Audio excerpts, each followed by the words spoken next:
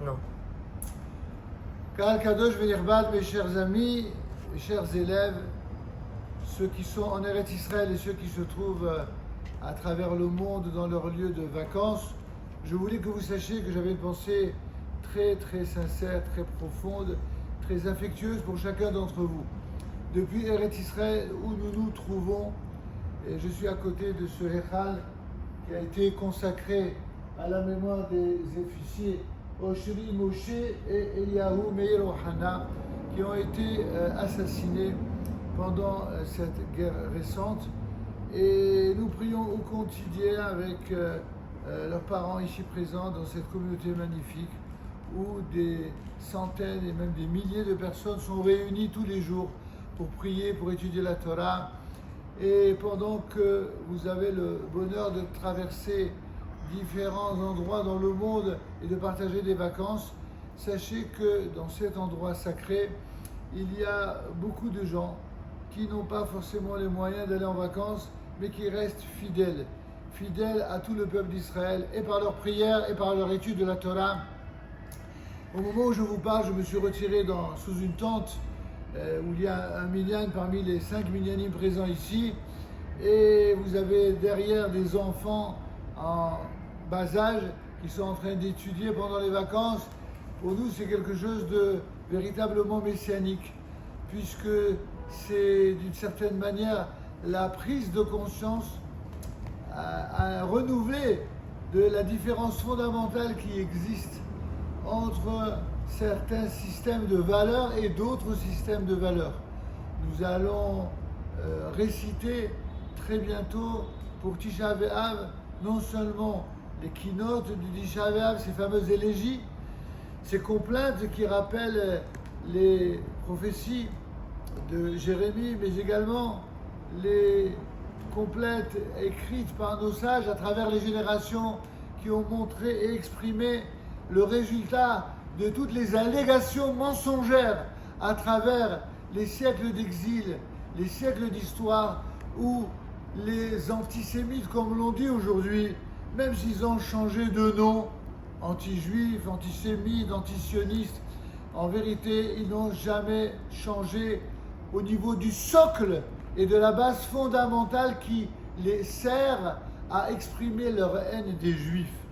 Et ce socle porte un seul nom, c'est le sheker, le mensonge. Le mensonge, c'est la seule chose dont ils ne peuvent se passer pour pouvoir attaquer les Juifs ou Israël. Mais nous savons, Baruch Hashem, lorsqu'on a le bonheur de voir tant d'enfants qui, pendant que d'autres sont séduits par des amusements, par des plages, voir des enfants qui consacrent leur jeunesse, bien sûr eux aussi une jeunesse d'enfants avec des amusements, mais où les amusements constituent qu'une petite part qui est absorbée par quelque chose d'infiniment plus important, quelque chose qui est beau, quelque chose qui est magnifique, qui s'appelle la lumière de la Torah. La lumière de la Torah qui apprend aux Juifs comment tout simplement remplir leur rôle. Et une des choses essentielles que nous enseignent nos sages, c'est que chaque chose qui existe dans le monde, le bien et parfois même le mal, et la vérité comme le mensonge qui s'y exprime, tout est quelque chose qui a sa fonction, qui a son utilité, dont Akadosh Baruch Hu, le Saint béni soit-il, eh bien, s'est servi dans le passé, se sert dans le présent et se servira toujours pour servir ses propres desseins à lui. Nous sommes le peuple qui avons foi dans cela. Nous savons que tous ceux qui usent de mensonges contre Israël, ce mensonge se retournera contre eux et permettra au contraire à Israël d'être plus beau, plus grand, plus fort que jamais, afin d'accomplir ce pourquoi il a été choisi, faire du bien, réaliser du bien et engendrer le bien, non seulement pour Israël, mais pour l'ensemble des nations du monde. À ceux qui, parmi nos concitoyens d'origine française ou français en terre de France, eh bien, je souhaite également pour la France quel est le bonheur d'avoir tous ceux qui aujourd'hui utilisent les mensonges et le mal contre les Juifs et Israël, eh bien qu'ils rejoignent les poubelles de l'histoire, le seul lieu qu'ils méritent, et que des personnes bien meilleures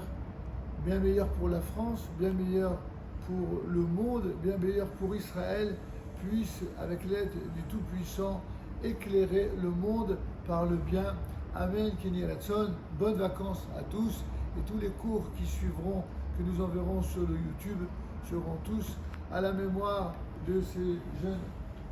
officiers qui ont laissé malheureusement des familles, des jeunes enfants, et également à la mémoire de tous ceux qui sont tombés.